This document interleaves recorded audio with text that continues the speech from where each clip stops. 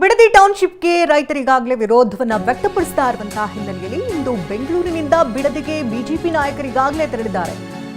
ರಾಜ್ಯ ಬಿಜೆಪಿ ಘಟಕದ ಅಧ್ಯಕ್ಷ ಬಿವೈ ವಿಜೇಂದ್ರ ಕೂಡ ತೆರಳಿದ್ದು ವಿಪಕ್ಷ ನಾಯಕರಾದಂತಹ ಆರ್ ಅಶೋಕ್, ಛಲವಾದಿ ನಾರಾಯಣಸ್ವಾಮಿ, ಶಾಸಕರಾದಂತಹ ಡಾಕ್ಟರ್ ಅಶ್ವಥ್ ನಾರಾಯಣ್ ಹಾಗೆ ಸುರೇಶ್ ಕುಮಾರ್ ಈಗಾಗಲೇ ಪರಿಣಾಮ ಬೆಳೆಸಿದ್ದು ಭೂಸ್ವಾಧೀನಕ್ಕೆ ಒಳಪಡುವಂತಹ 4 ಗ್ರಾಮಗಳಿಗೆ ಭೇಟಿಯನ್ನು ನೀಡಿದ್ದಾರೆ ಬಿಜೆಪಿ ನಾಯಕರು. ಬೆಂಗಳೂರು ದಕ್ಷಿಣ ಜಿಲ್ಲೆಯ ಬಿಡದಿ ಹೋಬಳಿಯ ವ್ಯಾಪ್ತಿಯ ಗ್ರಾಮಗಳು ಈ 4 ಹಳ್ಳಿಗಳಿಗೂ ಕೂಡ ಬಿಜೆಪಿ ನಾಯಕರು ಈಗಾಗಲೇ ಭೇಟಿಯನ್ನು ಕೊಟ್ಟು ರೈತರೊಟ್ಟಿಗೆ ಮಾತುಕತೆಯನ್ನು ಕೂಡ ನಡೆಸ್ತಾ ಇದ್ದಾರೆ. ಬಿಡದಿ ಟೌನ್ಶಿಪ್ಗೆ ಈಗಾಗಲೇ ಹಲವು ರೈತರ ಆಕ್ರೋಶವನ್ನು ಕೂಡ ವ್ಯಕ್ತಪಡಿಸ್ತಾ ಇದ್ದು ಅವರ ಸಾಥ್ ಕೊಡುವಂತಹ ನಿಟ್ಟಿನಲ್ಲಿ ಬಿಜೆಪಿ ನಾಯಕರು ಕೂಡ ಈಗಾಗಲೇ ಅಲ್ಲಿ ಸ್ಥಳಕ್ಕೆ ತೆರಳಿದ್ದಾರೆ.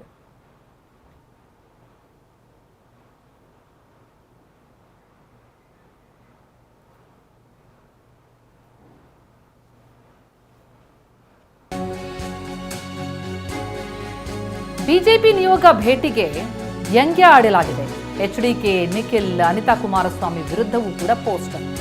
ಬಿಡದಿಯ ವಿವಿಧೆಡೆ ಪೋಸ್ಟರ್ಗಳನ್ನು ಅಂಟಿಸಿ ವ್ಯಂಗ್ಯವಾಡಿದ್ದಾರೆ. ಬಿಡದಿ ವ್ಯಾಪ್ತಿಯಲ್ಲಿ ಬದುಕೋದಕ್ಕೆ ನಮಗೆ 100 ಎಕರೆ ಮಾತ್ರ ಭೂಮಿ ಇದೆ, ಅದನ್ನ ತಮಗೆ ಬಿಟ್ಕೊಡಿ ಅಂತ ಪೋಸ್ಟರ್ನಲ್ಲಿ ಬರಹ.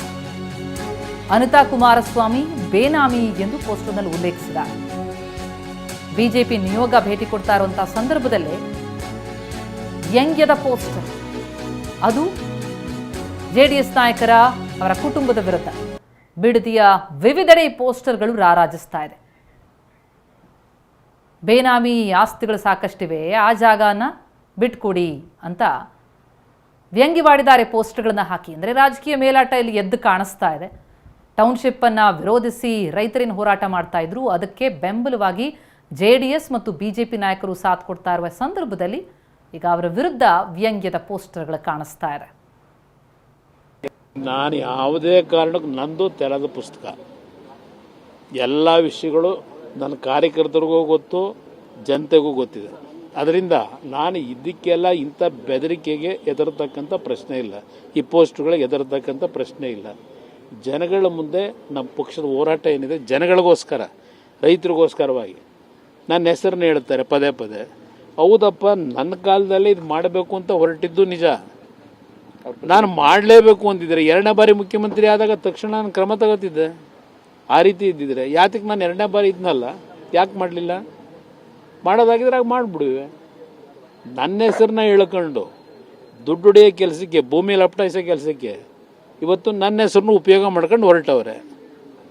ಏನಾದರೂ ಉದ್ದೇಶ, ಒಳ್ಳೆ ಉದ್ದೇಶ ಇದ್ದರೆ ಬೆಂಬಲ ಕೊಡೋದ. ಯಾವುದರಲ್ಲಿ ಇವ್ರಿಗೆ ಒಳ್ಳೆ ಉದ್ದೇಶ ಇದೆ? ಯಾವುದೇ ಒಂದು ಕೆಲಸ ಮಾಡಬೇಕು ಅಂದ್ರೆ ದುಡ್ಡೇ ನೋಡ್ತಾರೆ. ಇಂಥ ವ್ಯಕ್ತಿ ಬಗ್ಗೆ ನಾನು ಎಷ್ಟು ಸಲ ಮಾತಾಡಲಿ? ಇವರೆಲ್ಲ ಒಂದ್ ಕಡೆ ನಮ್ಮನ್ನ ಕಾಂಗ್ರೆಸ್ ಪಕ್ಷದ ಶಾಸಕರು ಅಂತೇಳಿ ಮುಖ್ಯಮಂತ್ರಿಗಳು ಭಾವಿಸಿದಂತೆ ಕಾಣ್ತಾ ಇದೆ. ನನ್ನ ವಿರುದ್ಧ, ಭಾರತೀಯ ಜನತಾ ಪಾರ್ಟಿ ನಾಯಕರುಗಳ ವಿರುದ್ಧ, ವಿಪಕ್ಷ ನಾಯಕರ ವಿರುದ್ಧ ಪೋಸ್ಟರ್ ಆಂದೋಲನ ಶುರು ಮಾಡಿದ್ದಾರೆ. ಬೆದರಿಕೊಳ್ತಕ್ಕಂಥ ಪ್ರಶ್ನೆ ಇಲ್ಲ.